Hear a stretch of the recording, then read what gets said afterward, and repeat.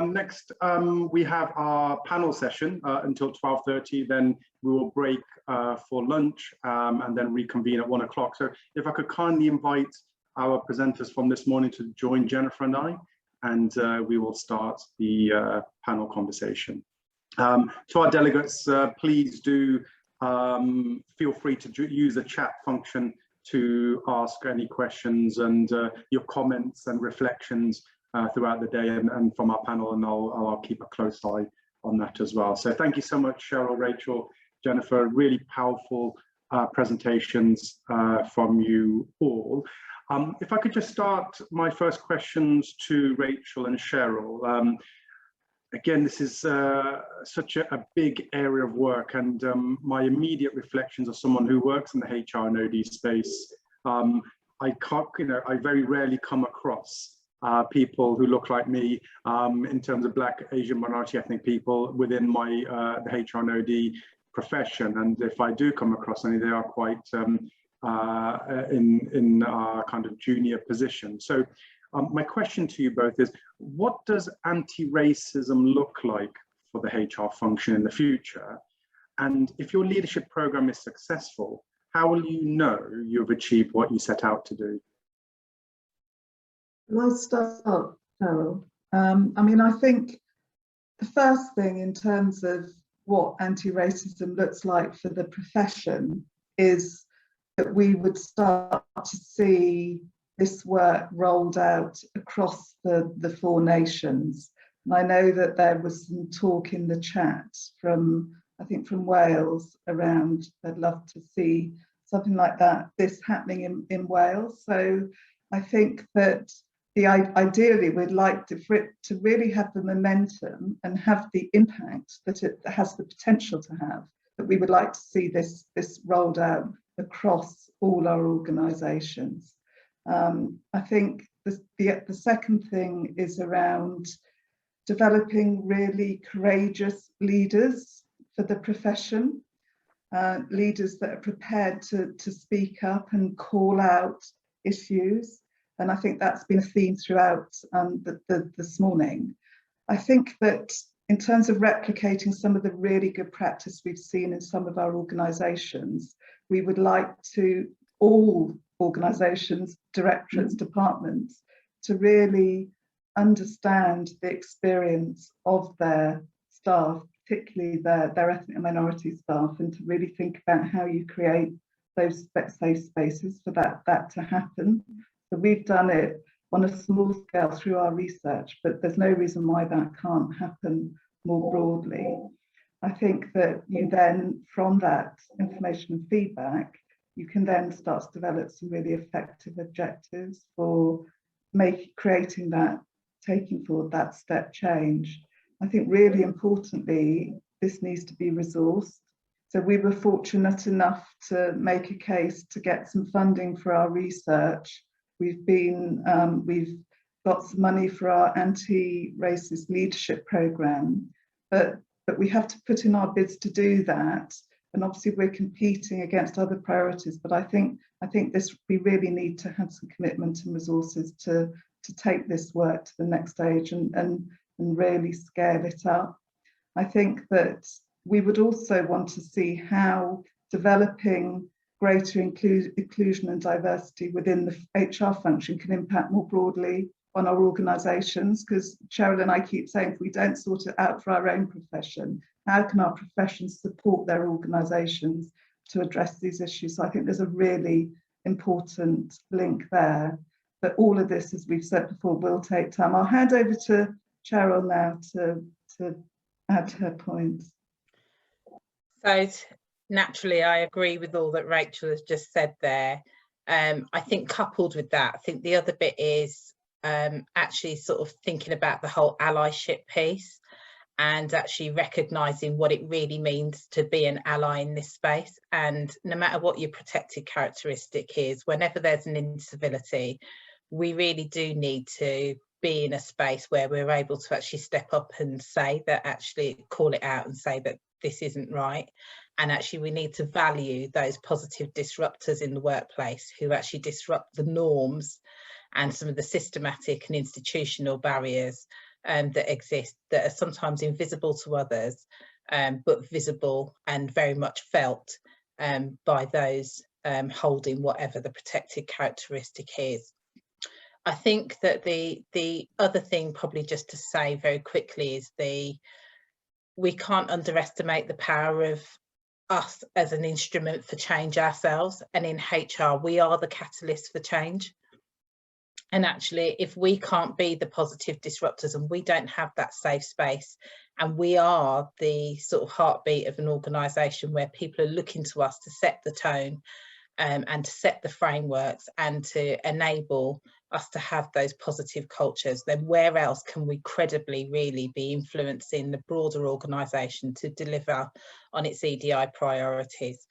So I think we've been really clear about what's needed and what that kind of looks like. So I think in the future, I'd hope we see more allies, I'd hope we see more positive disruptors, and I'd hope that we actually value people that are actually challenging some of the norms that are barriers to others. And the recent blog that I've done jointly with Dean Rawls, the president of the HPMA, talks about some of the key actions that HR departments can be taking, and that's, you know, I'm calling for all public sector HR departments to actually become more inclusive. I'll put some links in the chat just so that if people do want to have a look at the blog, and also just to remind people that the hashtag inclusive HR tag is there. So please do tag your experiences and thoughts around this, together with the people management article, which sort of set out my thoughts around the fact that we do need to lead with credibility in this area. HR and OD have to be the trailblazers in this space. If we do it, we can make it better for everyone else. Excellent, thank you, Cheryl and Rachel. And again, just listening intently in terms of the kind of culture change and the proactive work that you are doing to transform this important area. And there's certainly, I think, learning not only through the lens of race in terms of what you're doing, but how that then could be applied to disability and LGBT plus groups and for women on board as well. I think for me, sorry.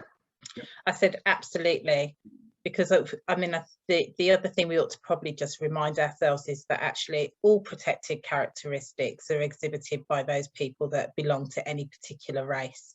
So if we actually fix it for race, we fix it for people with disabilities that are LGBT, that, you know, have any other protected characteristic. And actually race is the one that we collect the most data on. And yet we still haven't managed to shift the dial. So we really do need collective and concerted and intentional action in this space. Yeah, and I remember a conversation you and I had just a couple of weeks ago when I was over at the Isle of Wight, and you know, if not now, when? Is, you know, the data is there. So now I think we really need to transform that into action. And as part of your pledge program, I'd like to put some homework for all of our delegates here today. And when you go back to your HROD teams or your business areas, is to ask the question to your HR and OD team, or the first person you come into contact with tomorrow, tell me something about the res. What is the workforce race equality standard?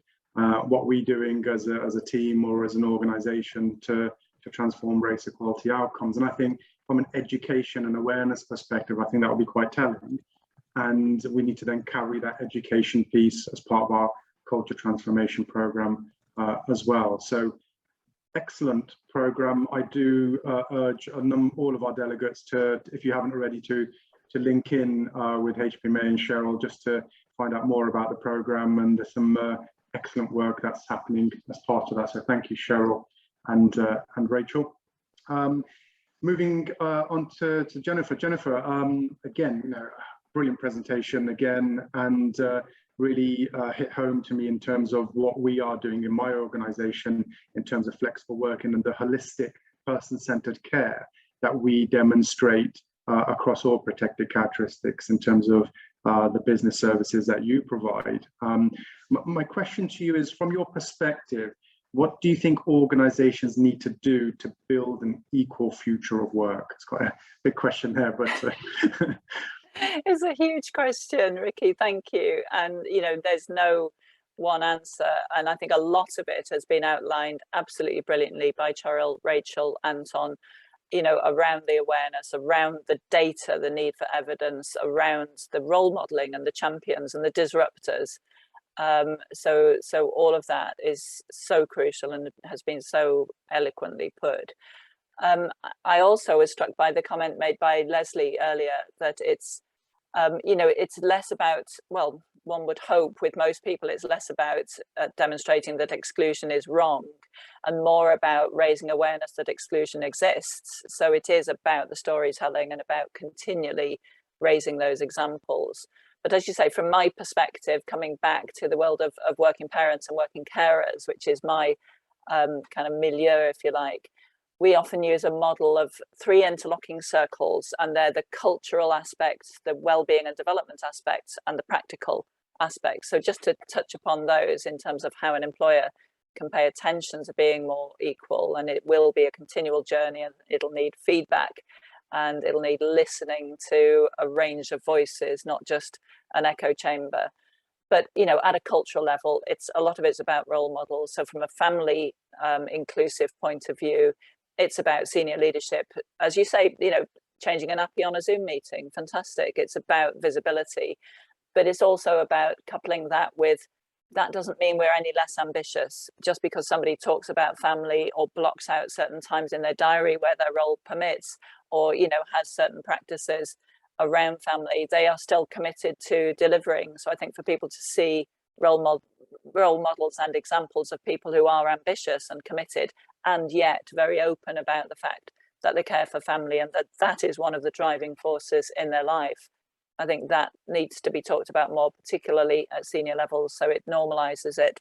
And from a cultural point of view, in, you know, other than frontline roles, hybrid working, encouraging people, looking at who's coming in. If you have some people working remotely, some people on site in offices and collaboration spaces, who's coming in and what are the barriers to those groups that are not coming in, and how do we ensure people are visible who are not perhaps present sitting in a workspace in a blended meeting? How do we chair those effectively so we pull out the voices that might not be wanting to push forward? So culturally, a lot that we need to do now as much as ever, but more than ever too in some of those hybrid spaces. I would say from the developmental and well-being point of view, again, for working parents and carers, a lot of value is found in networks and in mentoring or buddying. You can have internal buddying programs, you know, where working parents are mentoring new working parents and just passing on some of the insights and experience, building confidence, helping people think about, you know, if you're on leave and you're working a keeping in touch day, how do you make good use of that? So it's not only, you know, doing a little piece of work or a quick meet and greet with the team. You know, who would you like to network with that's maybe a couple of levels above you in the organization? How can you, while you're on leave, if you're working the occasional keeping in touch day, make use of that to make sure that your re-entry is confident and smooth? So kind of insider tips like that grow through networks and mentoring, and obviously coaching externally is another way of providing that kind of stimulus. So that developmental and well-being side, paying attention to the fact that when we go through life transitions, particularly family life transitions, we need new skills. You know, we grow as people, but we'll grow quicker and more smoothly if we have some support and some shared expertise from our wider network. And then finally, from the practical point of view, we talked quite a bit about the different forms of childcare support, and, you know, thinking about how they fit in the new world of work and how key they are now that we have such a talent crisis in many organizations. You know, what do we need to do to ensure that all of groups that would come into our talent population can access that? Well, one of those groups is working parents and working carers, and removing the barriers by provision of care solutions, perhaps even to those who are seeking work, as well as those who are in work, would be pretty important. Thank you, Jennifer. A great answer to really, you know, a complicated question. Actually, you know, it's a tough question to ask, and I think what you've really highlighted for me is it does require that person-centered holistic approach on every element of all of our business, critical activities, from attraction, recruitment, selection, onboarding, learning and development, and retention. So everything that we're doing from a HR and then including our organizational development, cultural change programs, how we can transform that kind of equal and inspire that equal future. I think for me, and this is my own personal opinion, I think coming into the NHS from the private sector, I've been heavily influenced by Lord Crisp's Women on Board programme. So gender equality is the first element I tend to look through my equality glasses. And for me, I think it's something that we need to improve on within the NHS, not just in terms of flexible working and enhancing talent and development identification and management, but it's also reduce the gender pay gap, because I don't see the governance accountability even in terms of reducing the gender pay gap, which is around 19 to 24% within the NHS. I know there's some of my HR colleagues will highlight some of the barriers that we do face in terms of clinical excellence awards, etc. But it's something we need to start to address and take ownership and accountability on. So fantastic insights from Rachael. As we've got a few minutes left before we break for lunch, I just wanted to have a quick focus and just have a look at the chat function, because we've had a couple of questions come through and some comments. So thank you, Jean. I'll just highlight your point. So Jean's just recently joined an organisation working as an OD business partner and about to undergo a complete service redesign and wanted to build inclusivity. So I think some of the recommendations I would make is you've done the right thing to start the process at the start of the organisational change and not as an afterthought. So well done, Jean. But secondly, for me, keeping it simple around engagement, looking at data, looking at the workforce metrics relating to employee relations and how that impacts on protected groups within that service or division is something that I would start off with. But I've also kind of focused around well-being and inclusion. So taking that well-being conversation with anybody going through a service redesign and then identifying what support they would need at an individual level. Cheryl, Rachael, Jennifer, any thoughts and reflections on or experiences around service redesign? I think the only other thing that I probably would say is that it's an opportunity to really work in partnership with our trade union colleagues. They hear and see lots that goes on in organisations, and if we work really well with them, we have a real opportunity to have a window into some of the experiences of our staff, some of them who won't necessarily share them. So whether those are issues of discrimination of some sort, or whether it is that there are sort of childcare type issues that are starting to come up. Actually, I think people are giving organisations more of a window into their personal life because they've kind of had to, really, because of working from home. I know certainly for myself, my team saw, they were there when my sister had her baby, and the baby arrived at my house in the middle of a meeting, and the whole of my team ended up meeting my niece. So, sometimes there are things that people actually see and are part of that actually they wouldn't have ordinarily have been. But I think that we need to kind of just keep our eyes and ears open, and also use that lived experience to actually create better processes, better systems, and things that actually work more effectively and actually don't exclude people. Can I just add to that? Because I think everything's absolutely right that colleagues have said around the data, getting beneath that, the processes, the systems. But I think the other thing, and we've talked quite a lot about culture today, any change process often will mean teams coming together from different parts of the organisation or from different organisations altogether.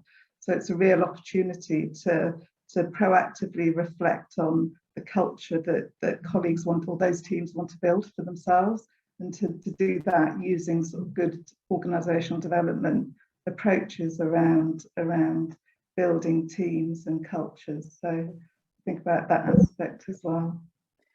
And just building on both of those really, excellent approaches, but that bottom-up approach in a way that Rachael was highlighting there, I would also say top-down. Jean mentions being new to the organisation, so it can be quite powerful to enlist a senior champion, somebody who gets it and wants to make it happen, so that there's another powerful ally in the process, and to that person to present the data on the value of diverse voices in an organisation, the value of inclusion. There's all sorts of studies out there, McKinsey, Catalyst, many studies proving that if you have diverse representation in the organisation, you will get better outcomes in terms of governance, in terms of the kind of costs and performance of an organisation. So I would say enlist senior level support with that kind of data as well.